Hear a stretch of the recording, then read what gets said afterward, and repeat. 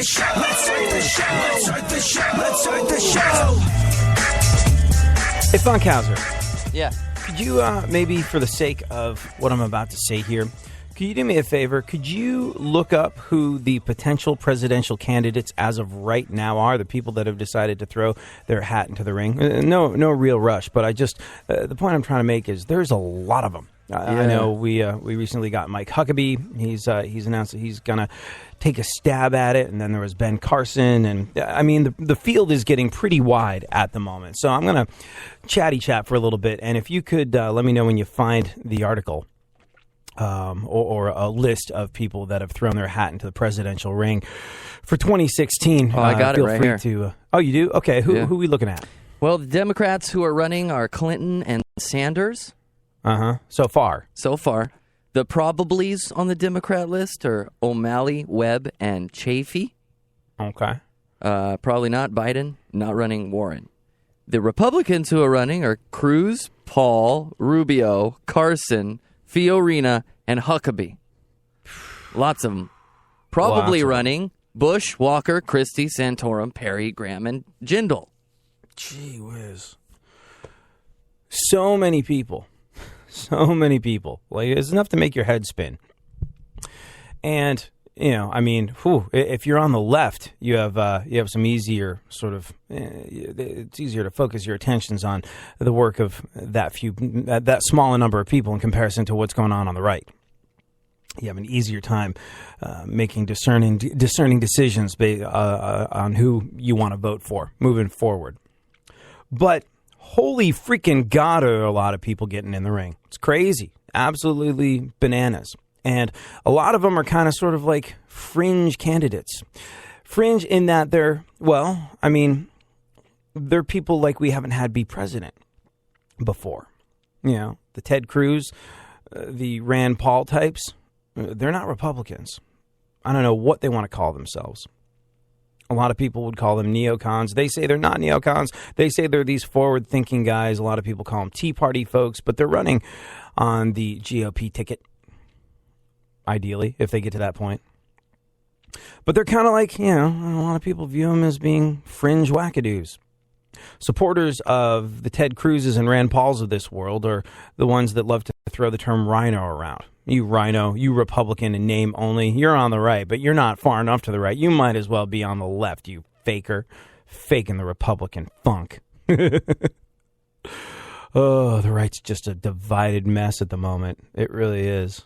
I don't know. We'll see how it all plays out. So much can happen. Things can change so quickly in these particular situations, but there's so very many of these people getting in the ring. And I really only have, I think I'm only really on, no, wait a second. I started getting emails from Ben Carson the other day. Somehow, my email address wound up on a mailing list for Ben Carson. I did not opt into it. I didn't go to a website. I didn't sign up for it. They found you. We don't know how, but they found you. Run for it. Yeah. Like Rand Paul and Herman Cain before him, Ben Carson's email address is starting to send me an awful lot of stuff that I never remember asking for. I'm really certain that, I mean, to keep things legal, you're supposed to have this double opt-in email process where to be signed up for a mailing list, you got to get signed up for a mailing list. You got to go do it, and then they send you a confirmation email so they can make sure, hey, the people we're sending our emails out to are targeted. They really want to hear from us. We're sending people emails that desperately want to know what we have to say.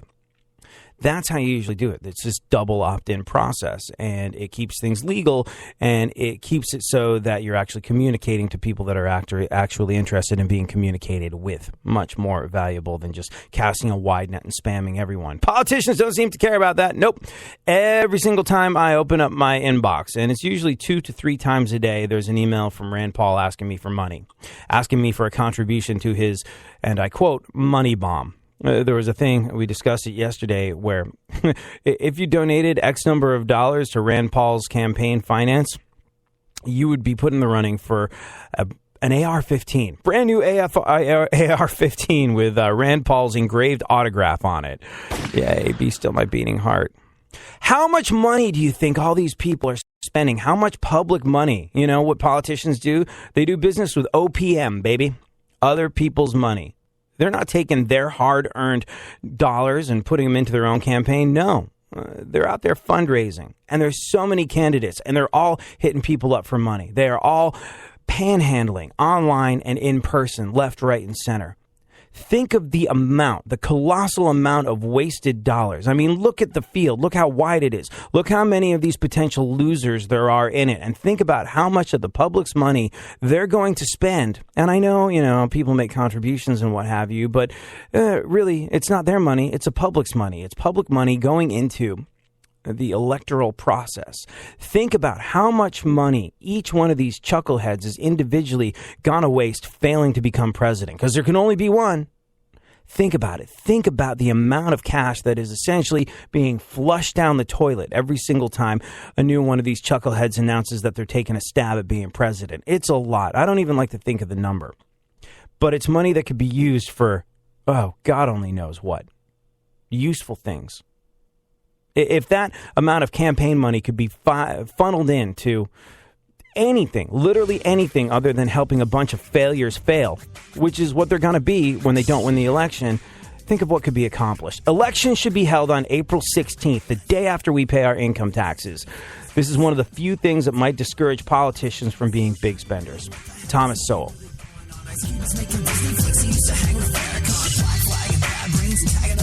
Remembering to be scared of AIDS, man, those were the good old days. Now all these bands, it seems, got dreams of getting paid, but they don't know how to rock a show, just dream of interweb fame. Really? Is that really, really what you want? Is that really, really, really, really what you want? There's no better way to be. Rock graffiti on the wall like it's 9 to 3. Come back now, bring it back now. We start running from cops and we'll laugh now. And there's no better time to be alive. Tonight we're gonna rock like it's 95. Come back now, bring it back now. Cry line of back caps in your backpack now. Cry line of back caps in your backpack now.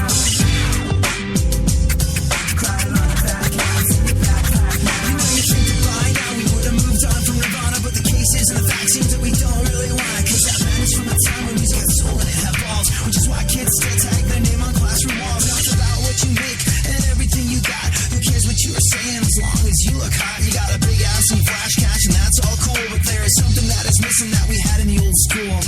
Yeah, is this really what you really want?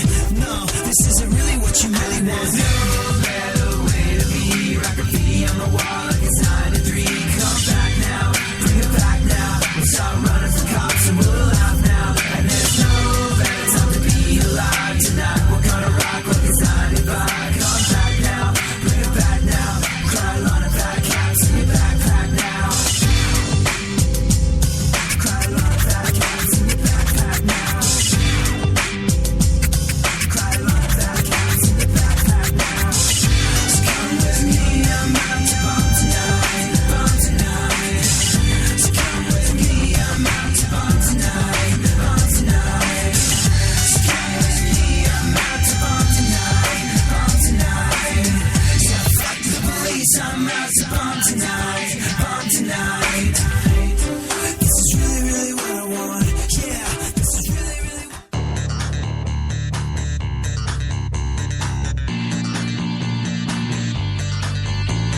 back once again, the ill behavior. Deliberately giving you a musical savior. Back once again, it's your boy AD.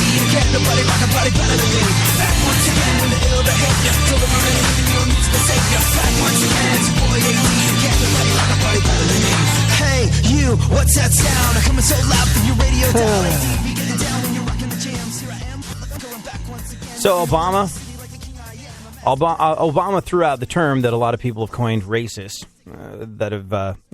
Obama threw out the term that has been called the new N-word by a lot of folks with reference to the rioters in Baltimore, calling them thugs. And now Obama's taken heat for it.